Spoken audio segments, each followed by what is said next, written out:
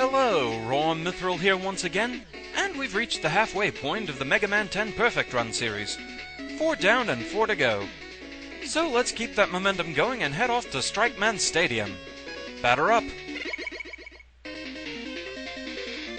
I do wonder how many out there had the same reaction I did to finding out there was a sports stage in this game. I kinda wondered if Footman/Gridman from Battle Network 5 was getting a Robot Master counterpart. So here we have Mecha Pichan. It comes in 2 varieties. The orange ones, they throw a simple curveball, whereas the curveball thrown by the blue ones, it homes in on you after a while. We also have Sprinkler, a spine analog that goes absolutely crazy once hit. We also have Doka Locker. These get really annoying later on. They make for some really problematic Danmaku rooms. Some careful jumps for some shinies, and it's already mid-boss time. This is the Keeper. Watch the eyes up top and you can see where the next soccer ball's coming from. And then just ride the hand up in order to shoot the face. For me, it's easily the most irritating mid-boss in this game, so of course they make you fight 2 of them. And the second one is a lot worse. This is Cargo Q. It also comes in 2 varieties. The one throwing the footballs is a lot less predictable. So a bit of a detour here. Because I must get the shinies! Must get the shinies! And it also shows us that Cargo Q cannot turn around. Poor thing. I'm over here!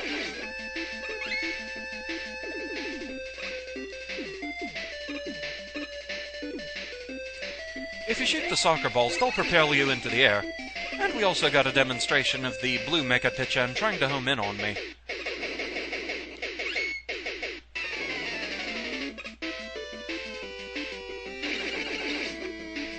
So yes, you can shoot these to run under them, but hard mode basically forces you to learn that you can also do this, and this is a lot less problematic. Okay, handle this carefully. There we go. So far, so good.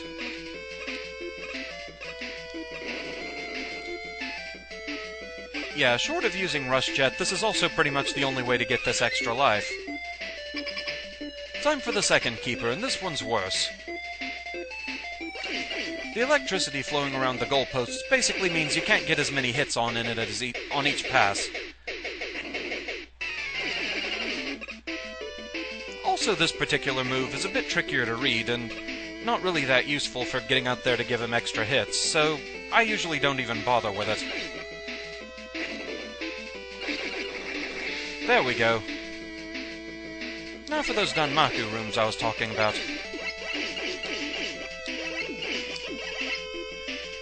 Yeah, come on, open up, you're going down.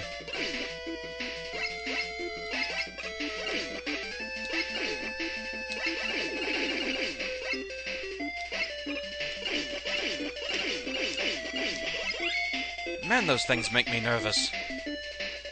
Die! Oh, thanks for the shiny.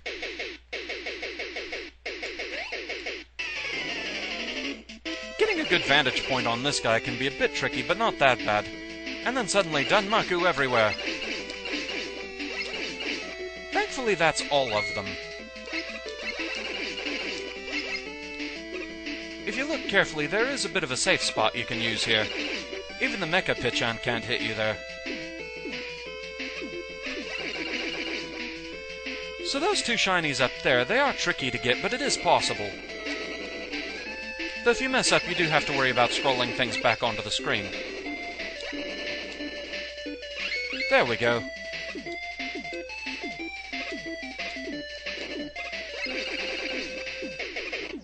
Time for Strike Man. His weapon of choice is the Rebound Striker. Now once this fight starts, you want to keep an eye on which way he bounces first. A tall bounce will be followed by a long one, and a short bounce will be followed by a tall one. Those are his only 2 patterns, really. From this point on, he always alternates. This leaves you a lot more free to watch the Rebound Striker, which is definitely the more dangerous thing.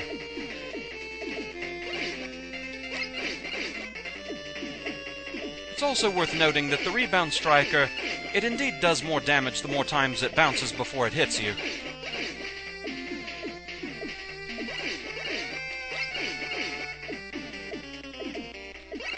You're out of there! Yeah, this stage is pretty hectic, so I'm glad to have this out of the way. Power absorption, go!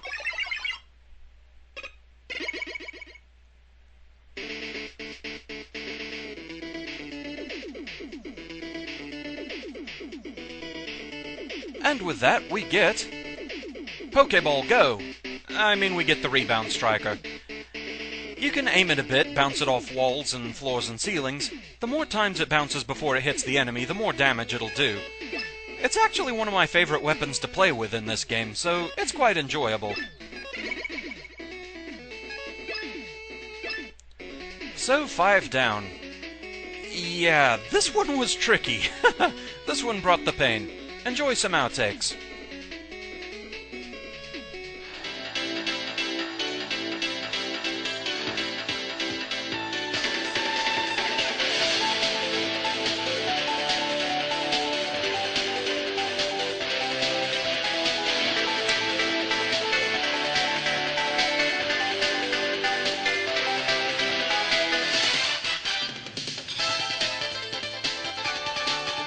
It's already mid-boss time. This is the Keeper. You get a slight clue where the ball is going to come... Ah, that was bad. You get a slight clue where the next soccer ball is coming from and the way the eyes go. But actually timing things right, that can be a bit tricky. And time for the Keeper Mark II. This one's a bit trickier with all this electricity flowing around. Yeah, not gonna chance that.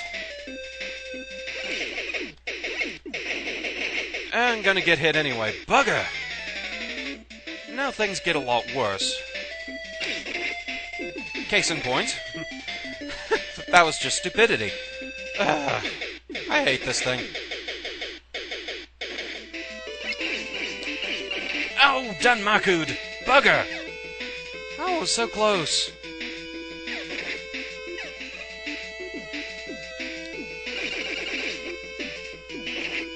That was badly timed. Now when this fight starts, you want to pay attention to how he bounces at first. That is the key thing in this fight. Ah! And I screwed that up. Oh well, we'll try it again. Now timing these two can be rather fun. And yeah. Nice to know I'm safe there. I'm gonna have to keep that in mind. But Heart Mode basically forces you to learn you can also do this. And it's a lot less problematic, really. I say that now.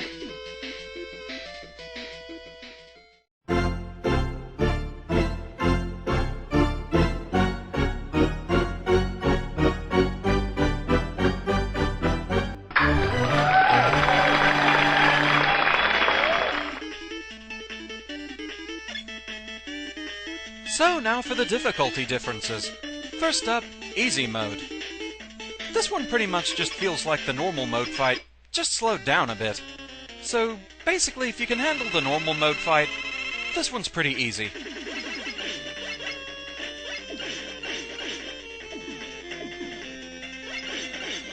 Basically just keep in mind that he alternates his bounces between long ones and short ones, and react accordingly.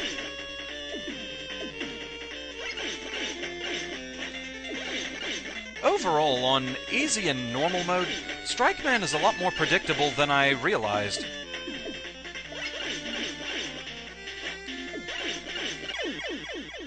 Yeah, that wasn't so bad.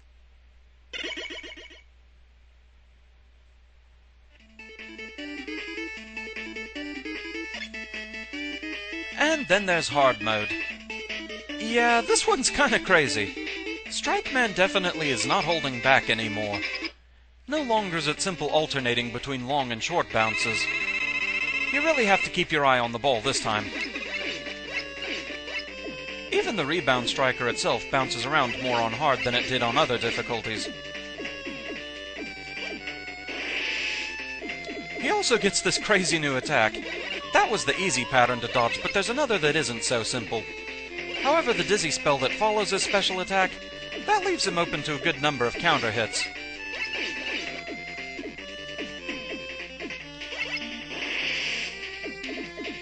Yee. Yeah, this is a very hectic fight. There's a lot to keep an eye on, and oh so much that can go oh so wrong.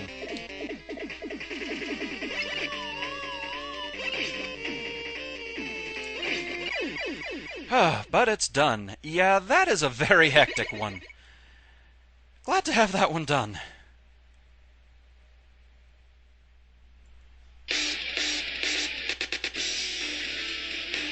Right, I knew there was a reason why I hate sports. They're evil! Yeah, this was a difficult one to get through. Yet Strikeman himself is a lot more predictable on normal than I previously thought. I give Strikeman a 7 out of 10. The majority of it, however, is the stage itself. I can kind of equate it to how I felt during Ringman's stage. Ringman himself was really easy, but his stage was all kinds of irritating. That's sort of what's going on here. However, this stage isn't quite as bad as Ringman's was for me. The keepers and the Doka Lockers, they're the main issues. However, the way some of the cargo queues and mecha pitchins are positioned, especially toward the end, they can be troublesome as well. However, it isn't quite as hellish as the 4 mid-bosses and the wall cannon Danmaku of Ringman's stage. As far as the boss fight's concerned, Strikeman is a bit trickier than Ringman, depending on how he starts the battle, but overall it's not that bad. The rebound striker, it's certainly more threatening than the ring boomerang, but still, it's not terribly bad, and not enough to make up for Ringman's stage being worse than this one to me. Therefore, a 7 out of 10 sounds about right for this one.